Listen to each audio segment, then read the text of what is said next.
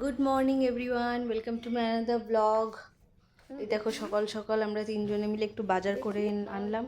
তারপরে তো জীবন যুদ্ধে নামা হবে। এরপরে হবে যে রান্না বান্না। ব্রেকফাস্টে আজকে বানিয়েছিলাম স্যান্ডউইচ। বাকিটা তোমরাই শুনে নাও। আজকে একটু হেভি ব্রেকফাস্ট করে নাও, লাঞ্চ একটু কম করবে। লাঞ্চে ভেজ পোলাও, ডিম সেদ্ধ আর রায়তা, আর ফুলকপির তরকারিটা আছে।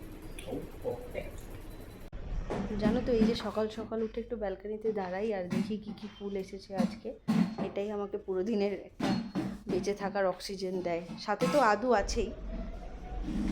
না, আস্তে আস্তে নাও বাবা, আমাকে টিফিনটা দেবে, আমাকে টিফিনটা দাও। বাবা লেট হয়ে যাবে শোনো। ও কাল না বাড়ি থেকে একটা পার্সেল এসেছে, কাল আর ওপেন করার মতন টাইম হয়ে ওঠেনি।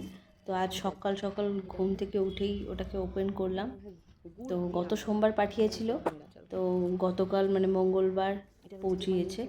তো যাই হোক, এই যে দেখো মায়ের হাতে বানানো নিমকি, তারপরে টক আমের আচার, তারপরে মিষ্টি আমের আচার গুড় দিয়ে। এটা হচ্ছে যে কাঁচা হলুদ, মা রোজ বলে একটা গাছে লাগাবি গাছে লাগাবি, ওকে। এটা হচ্ছে যে ঝাড়গ্রামের বেরাটি হাউসের চা পাতা। মেন আকর্ষণ হচ্ছে যে এই লেবুগুলো, গন্ধরাজ লেবু।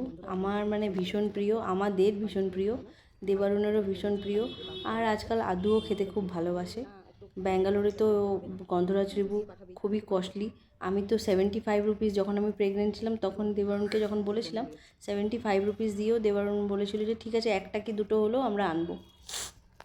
আবার এখন কোথাও কোথাও পাওয়া যায় 25 রুপিস, তারপরে 35 রুপিস। তো যাই হোক, 10টা গন্ধরাজ লেবু পেয়ে গেছি। এই যে কৌটোটা, এখানে এক ভর্তি কৌটো তোমার নারকেল নাড়ু আছে। তারপরে এই যে কী সব চকলেট না কী সব দিয়ে পাঠিয়েছে।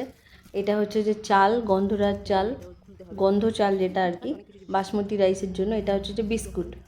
তো দু রকমের বিস্কুট আছে। এই হচ্ছে, মাকে বলি বিস্কুট এইসব দিও না, কারণ নষ্ট হয়ে যায় না, ভেঙে যায়, কিন্তু মা তো মাই হয়। যাই হোক, এত কিছু পেয়েছি।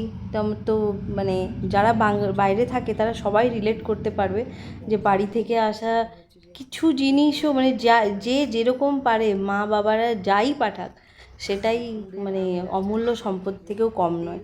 তো যাই হোক, এখন তো আমার কয়েকটা দিন চলে যাবে বেশ, মানে ডাল ভাত আর লেবু দিয়েই চলে যাবে আমার। আর ননভেজ বা ভেজ কোনো রকম তরকারি না দিলেও চলবে। আর এটা হচ্ছে কাঁঠালের বীজ, কী যে ভালো লাগে।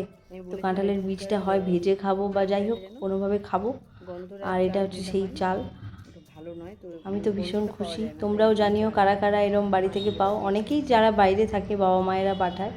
তো এটা একটা সত্যি সত্যি যতদিন চলে ততদিন খুশি। তারপরে তো এখান থেকেই কিনতে হবে, এখানেই সারভাইভ করতে হবে, চালাতে হবে, তাই না?